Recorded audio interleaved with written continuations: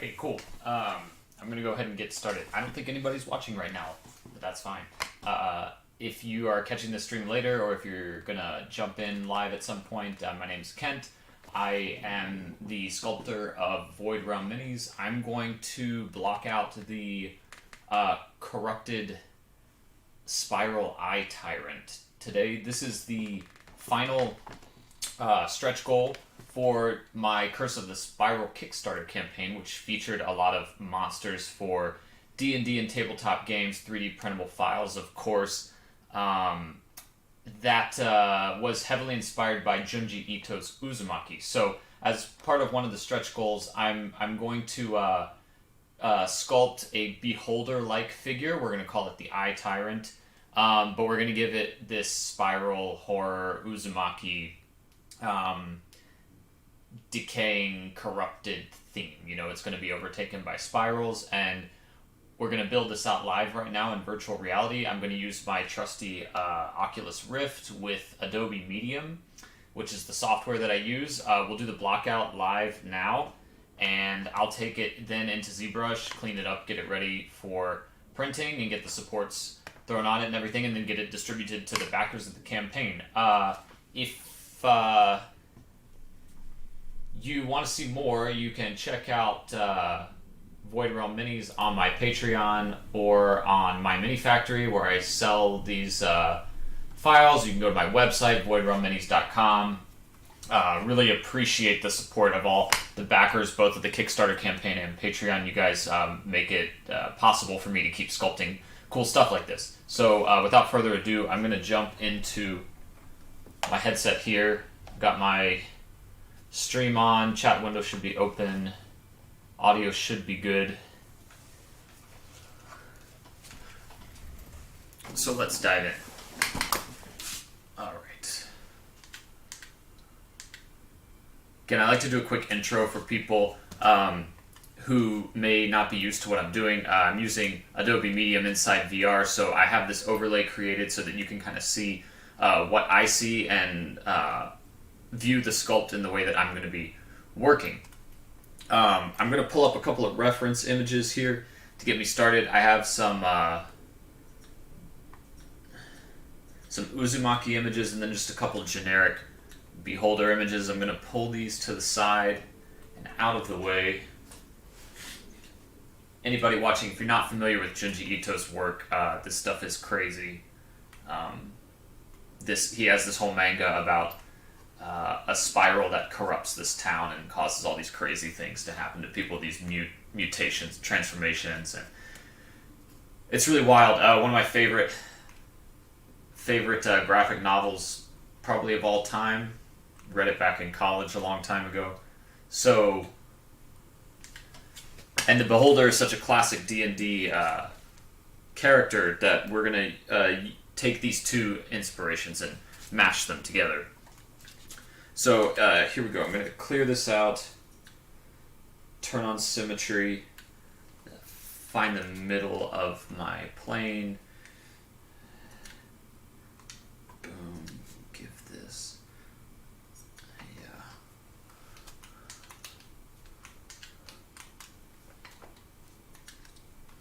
Alright, so as I'm working, if anybody's tuned into the chat, feel free to give me a holler, a shout out. I have the chat window open here. Otherwise, I'm just going to kind of start moving with this thing. The goal will be to block out kind of a basic form and design for the way this thing will feel. I'll start detailing it and give this about a half hour, 45 minutes or so, and just kind of see where we get in that amount of time. Okay. And I'm just going to make one window adjustment. Alright, cool.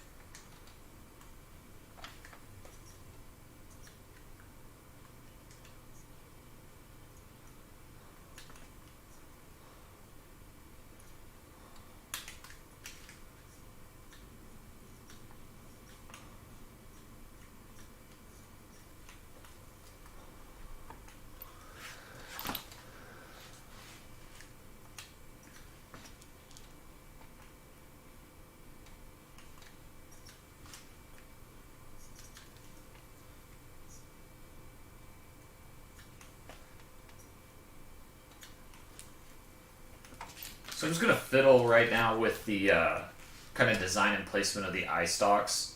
And one of the awesome things about the VR software that I use is that I get to actually draw these curves in 3D space instead of drawing out a line on a 2D screen and kind of nudging it around. I get to really feel what this feels like and how it moves through space, which is really cool.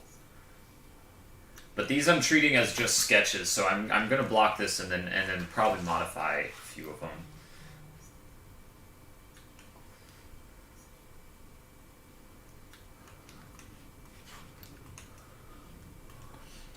I always forget how many eye stalks the beholder has. Eye Tyrant. Whichever name you like.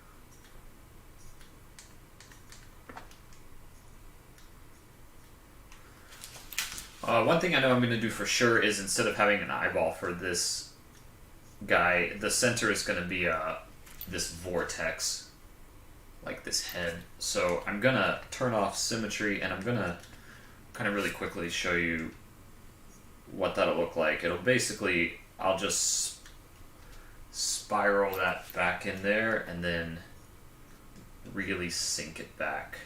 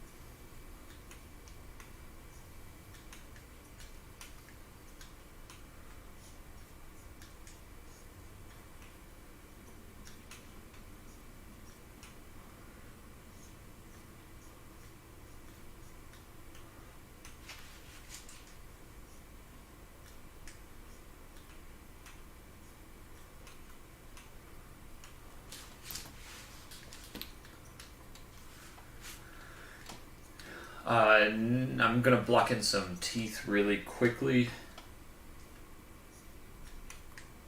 Usually just kind of add a cube, pull it out into a rough shape, and I will refine this later, but this will just help give me a sense of the pose and the overall form.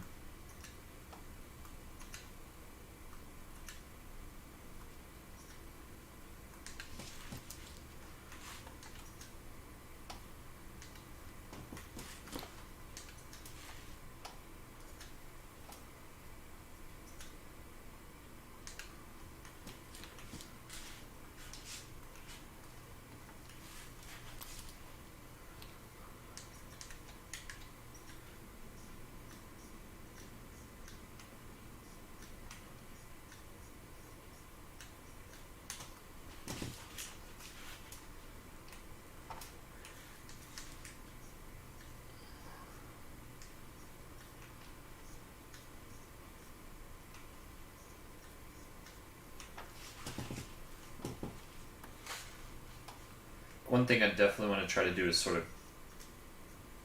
get rid of his lower jaw, or have half of it kind of like it's fallen off. So I'm going to keep thinking about that as I build the sculpt. I know that seeing this open pose like this, this open mouth, definitely want to add an awesome tongue. Maybe it could even be the thing that it rests on, although I'm going to fiddle with this a bit.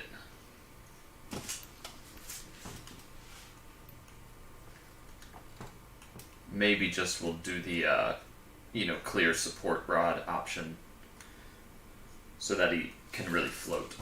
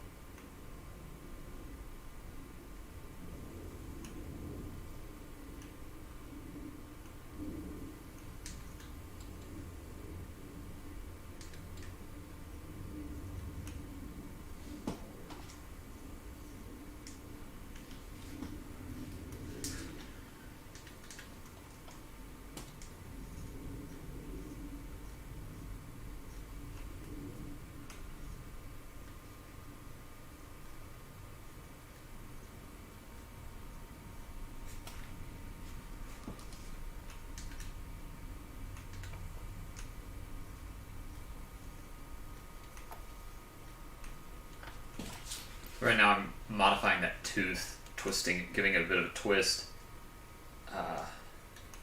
Probably need to up the resolution on it.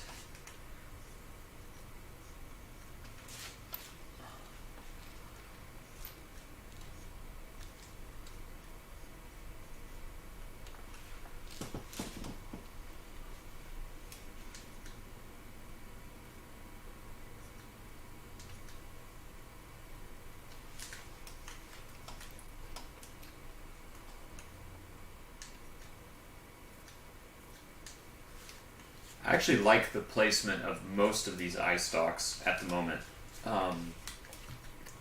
So I may go ahead and go back over them with this sphere brush. This will kind of roughen up the texture.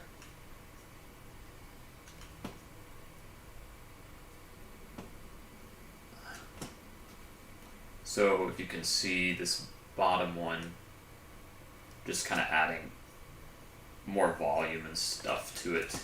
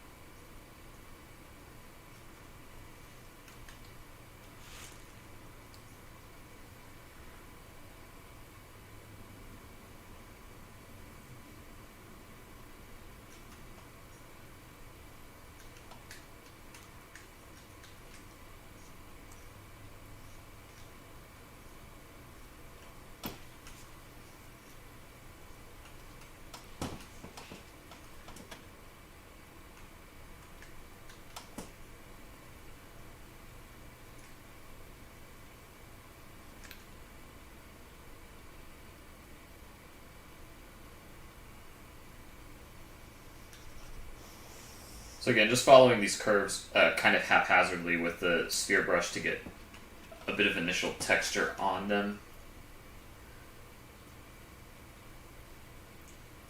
I don't have these separated into layers, so I do have to be a bit careful if I really want to keep the positioning and placement of them. But I do like the overall impression from the front. Sometimes I close one eye so that I can see how it looks flat in 2D for a render, because that's important. It's kind of the first thing people will see when they get a look at the sculpt. Of course, I'm looking at this all the time in 3D, which is how you'll actually see the object when it's printed out on the table. But both perspectives are important.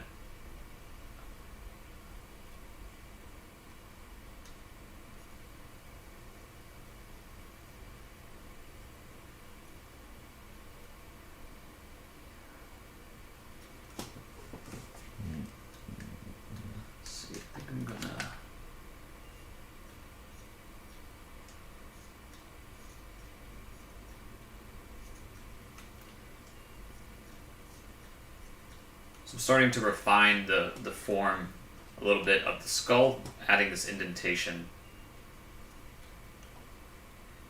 top of his head so that the eye socket flares out. And I'll break symmetry and pull maybe one side down. And give the other side a little twist.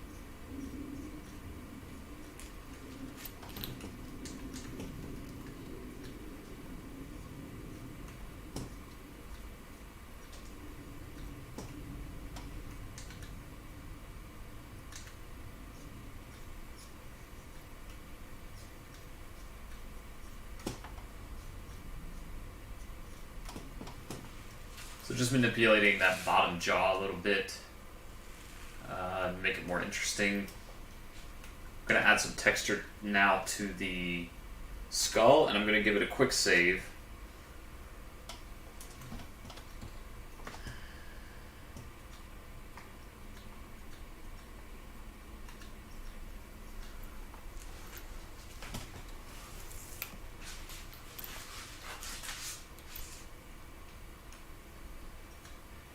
One of my goals for next year is to try to be a little more active on YouTube, more live streams and more maybe process videos on YouTube, how I set up the prints for testing, building supports and things like that. So if anybody's watching and anybody hears that and you want to subscribe and like the video, as they always say, that'd be cool. If you subscribe, you can see all the video updates that'll come out as I sort of take this channel in a couple new directions. If you're watching, leave a comment and let me know what kind of things you'd like to see. If you want to see like tutorials about sculpting, if you want to see me paint these minis, if you want to see the whole process all the way through, meaning sculpt, prep, print, paint. I can happy to talk about all of those steps.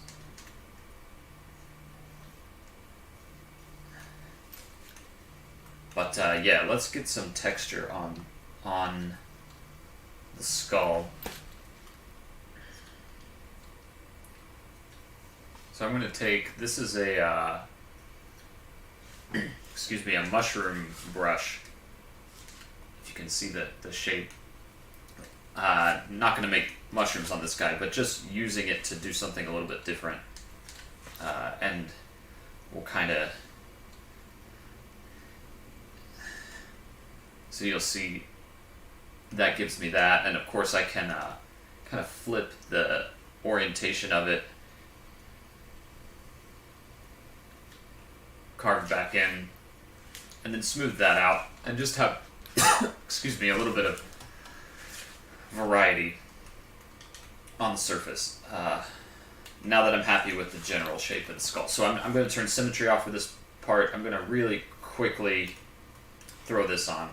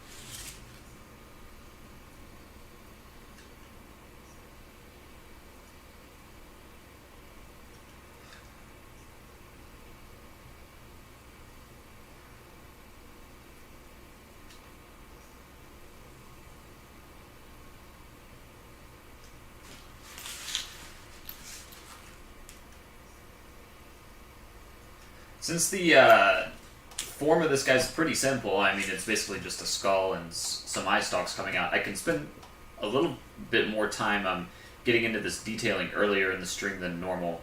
If you watch some of my other streams, I do have to spend a lot of time blocking out, especially if there's multiple limbs, legs, bone structure. So I'm kind of enjoying that I can show you guys some of these texturing steps.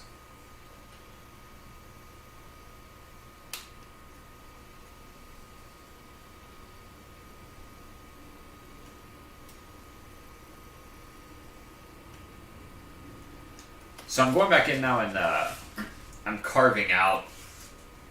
I really like the way it's looking when I subtract this brush from the surface. So if I do this dramatically, you'll see I'm carving away, and I'll just undo that.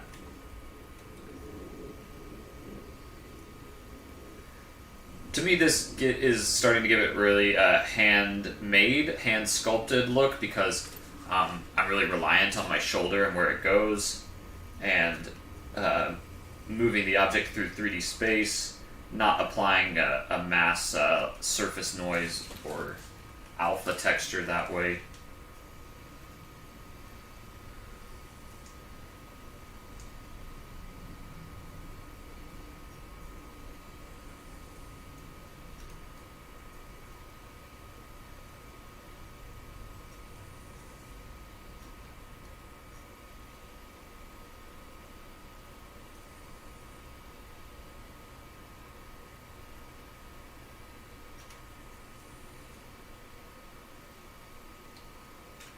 So as I'm finishing up this surface texture here, thinking about my next moves, and maybe I'm going to pull this skull again around a little bit more. Okay, checking the chat. I see a question, maybe from James. Just reading it now, not looking to start with build, but how do you find something? Yeah, is it intuitive sculpting VR, or is it like playing a video game with an inverted y-axis? No, I find this extremely intuitive because it's the closest thing digitally that's ever been tactile. So I feel like, you know, I have the object in front of me. My controllers I see really well in VR. I squeeze my middle finger here on this trigger to grab the object, and while I'm gripping it, I turn it around. So the idea of, like, when I need to get to the front, I grab it, turn it, and now I have the front is awesome and extremely intuitive. And similarly, if I grab with both hands and spread apart, I'm going to zoom in, bring them together, I'll zoom out, and that really quickly helps me manipulate the object. as well, as I mentioned earlier in the stream, if I want to do something where I think there needs to be a lot of action or form, I mean, I can stand up and I can take a stroke all the way through space like that, and then I can come back and refine that. But for sketching things out in 3D space, this is really unbeatable. And if you don't know, this software is free. There's a paid version of it that's coming out called Substance, but this version and the way it exists now is free. You just need the Oculus headset or probably any VR headset, and you can start sculpting in VR. These models require a bit of cleanup work, so you'll want to definitely be able to take them most likely into Blender or ZBrush afterwards to get them prepped for a 3D printer, because they tend to have a lot of artifacts and, you know, like stray polygons like that, you know, that little dot over there. So that cleanup is necessary, but for these initial phases and this kind of approach, man, it's really unbeatable for me.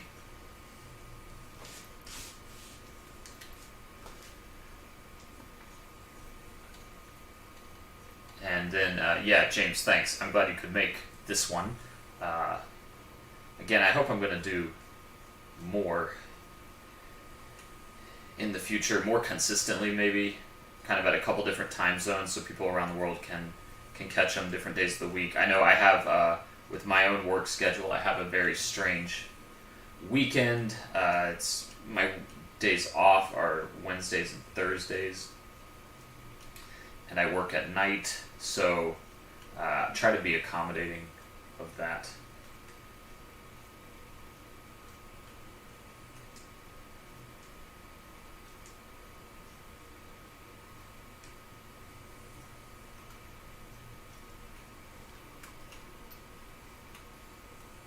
So again, now I'm just sort of pulling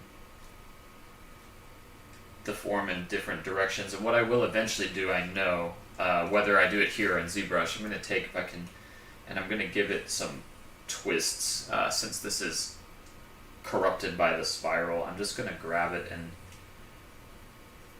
kind of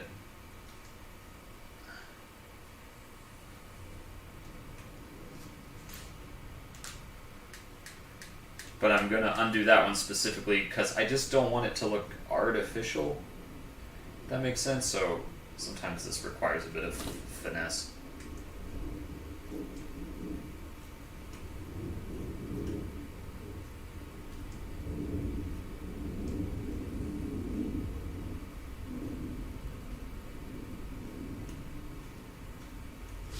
So if I take everything and sort of gently pull it and twist it in subtle ways, I think that'll kind of help the overall impression of this thing being corrupted by these spirals and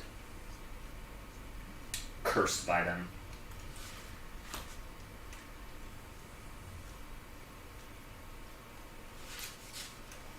And I will need to go ahead and do the same thing with this texture down on the lower part here. So first I'll add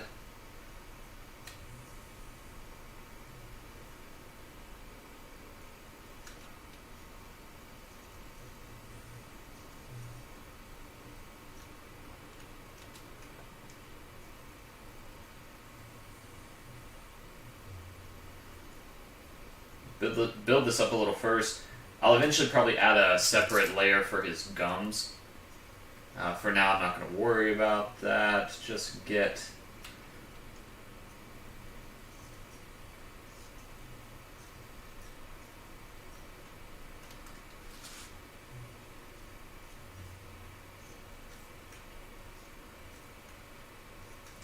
and then got that. I will go back and carve away at this.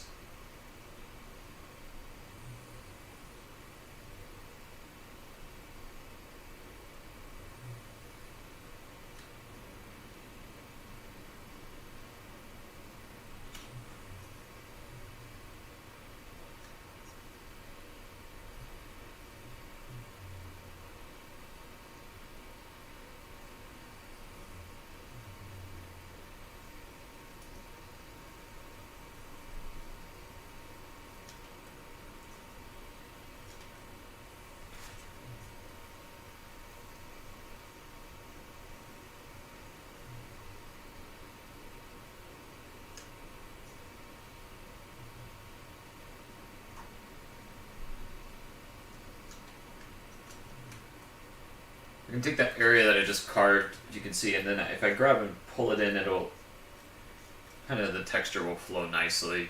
I'm going to zoom in and undo that step and then redo it. You can kind of see how I massaged that into place.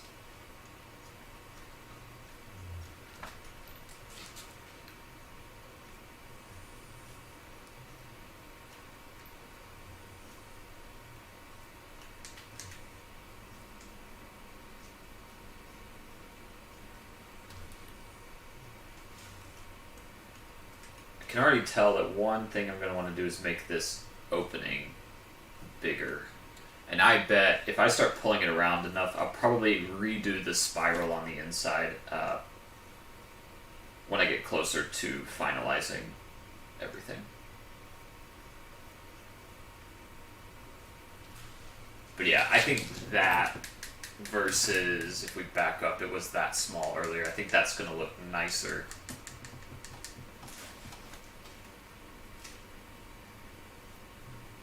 And again, after I establish the basic shape, I think there's no real reason for me to keep symmetry on too much with this figure, mainly because I do want it to feel handmade, and I don't want it to feel too precise. You know, I think it will make the model more interesting, and I just don't think it will be necessary for the workflow of this one.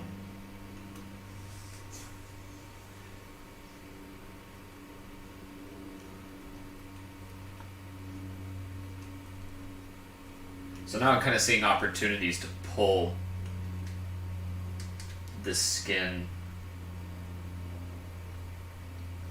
out, maybe as a layer above the teeth with some, you know, and I'll add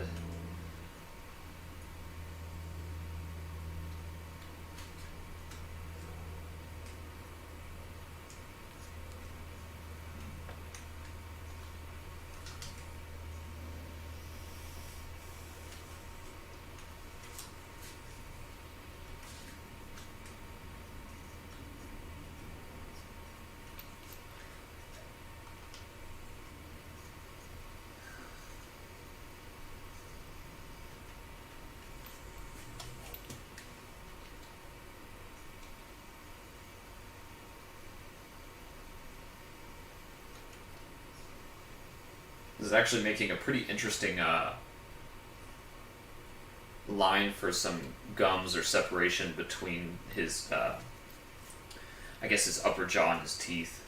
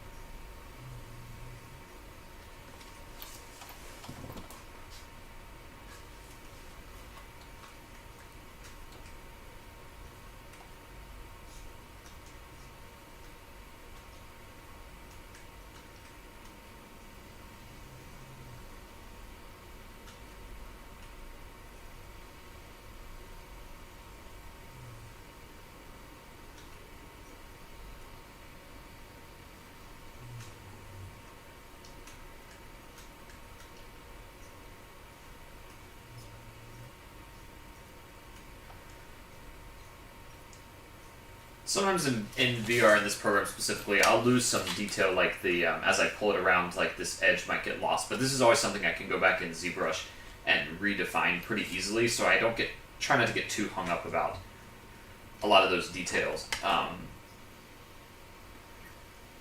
at this stage.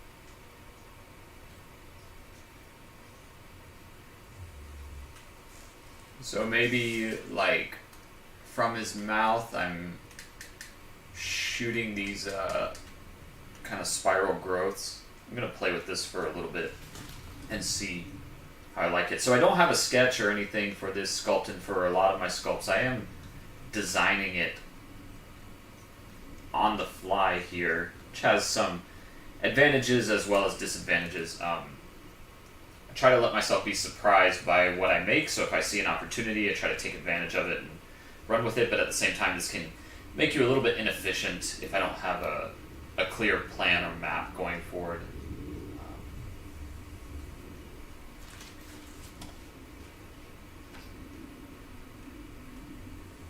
So this is where he's at right now.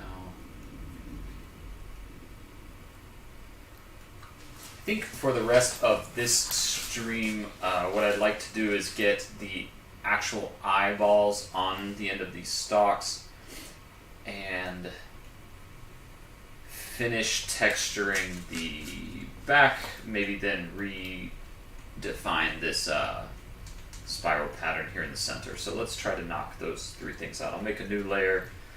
I'm going to put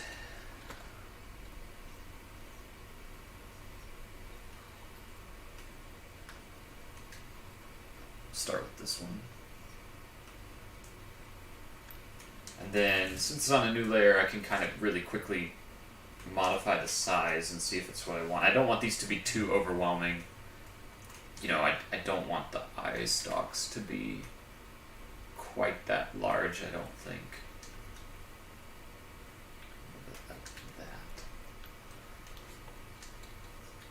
And then I'll quickly duplicate and place these so that they're all the same size.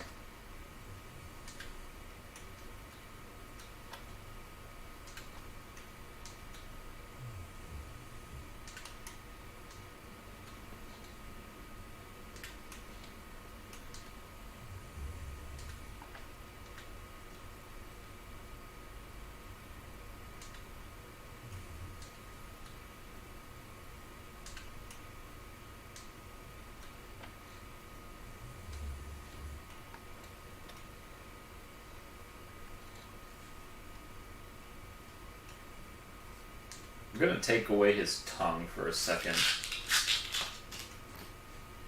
because I think now that I've got the growths shooting out of the mouth, I think his tongue will probably look more like that. And maybe we could even try something like in this image. These are really, you know, they have some curves to them, but they're not very, they're still a bit rigid, and that they really jut out of the figure. I might want to try something like that first. It's not typical for me, but we have a lot of flowing form with the eye stalks and the way they're twisting around each other. So maybe this is a really good opportunity from the mouth to really send something, you know, out and forward, including the tongue.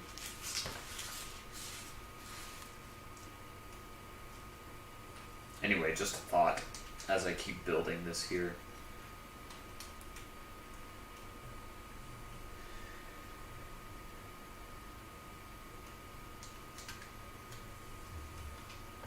So I'm going to go back to that texturing technique and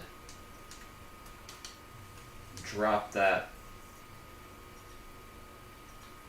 on his lower jaw here.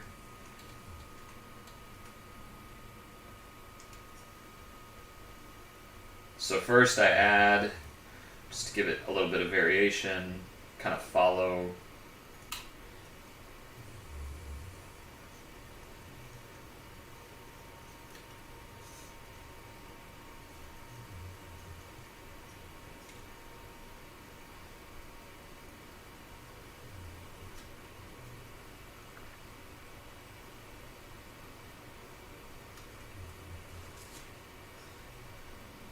Now I'm looking at it from the side and kind of trying to add opportunities for this lower jaw to sort of drip out of the mouth so that it becomes less of a lower jaw and more of, you know, like a pile of gunk.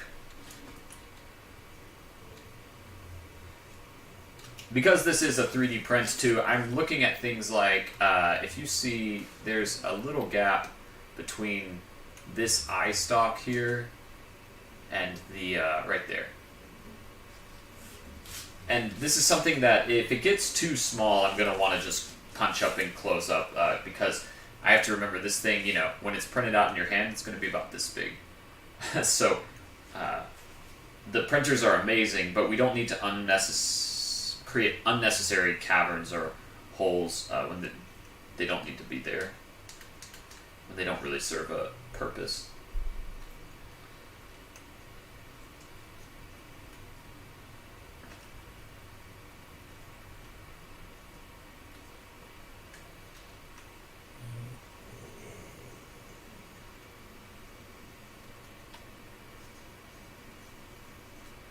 I actually am really liking the way this brush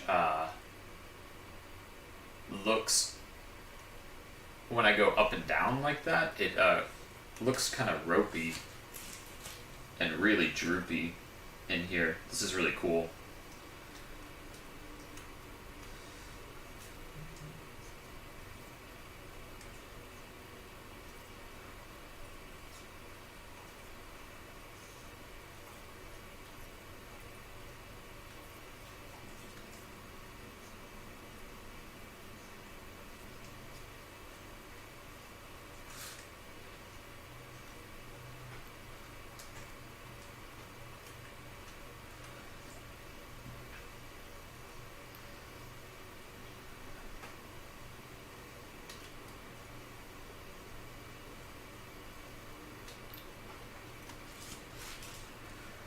Okay, and now let's take away from this texture very carefully. Just kind of add that surface detail. Following the contours that are already there.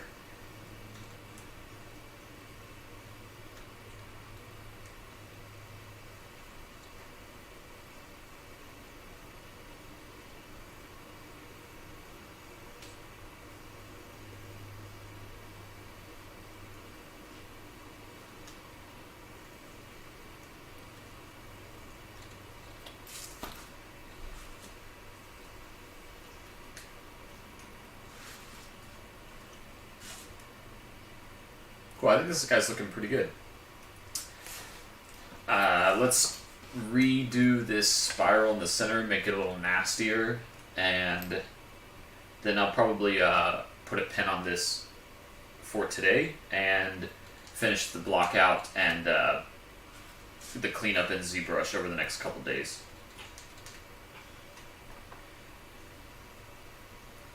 First thing, I'm going to smooth out that. I'm gonna go with my. Actually, we'll go with the mushroom brush that has that texture, but I'm gonna turn a steady stroke on so that it has a curve to it, and I will.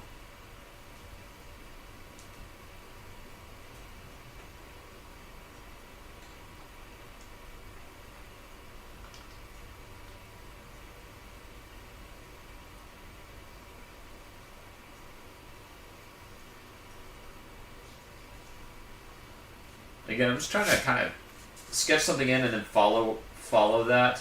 Not really concerned with this being really clean. I want it to feel messy and chaotic, so if I get the basic shape down there and then use that to pull around, I think that will accomplish kind of what I'm going for. So, you know, I might pull this forward a bit, increase the size, push the whole thing back, maybe push just this area back, twist just this area a bit more.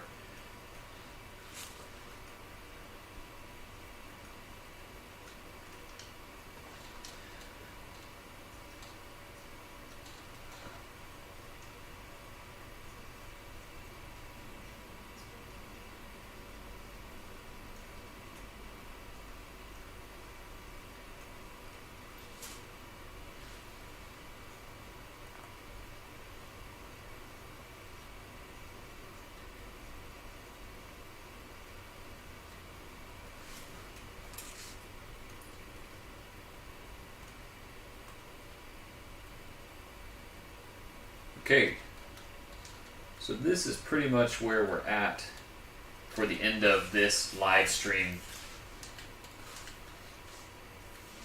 I could probably definitely keep working on this.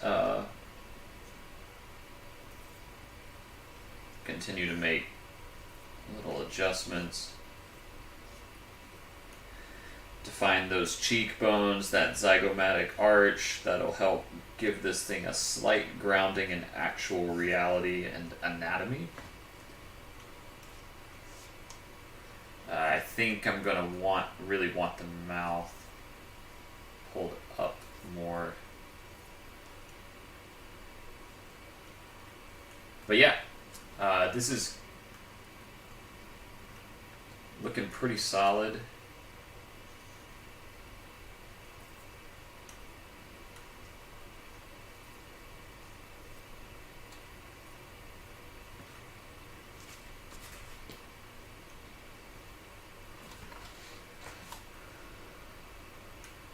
You know what, let's throw a quick turntable on this guy just to finish off the stream. So I have my lathe here. I'm going to put it at the base.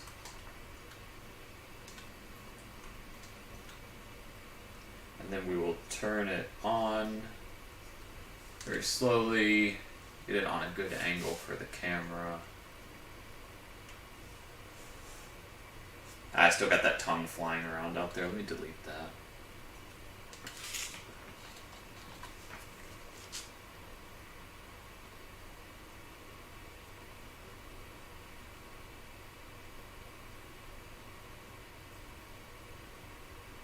And we'll give it maybe a bit more of an angle. There you go.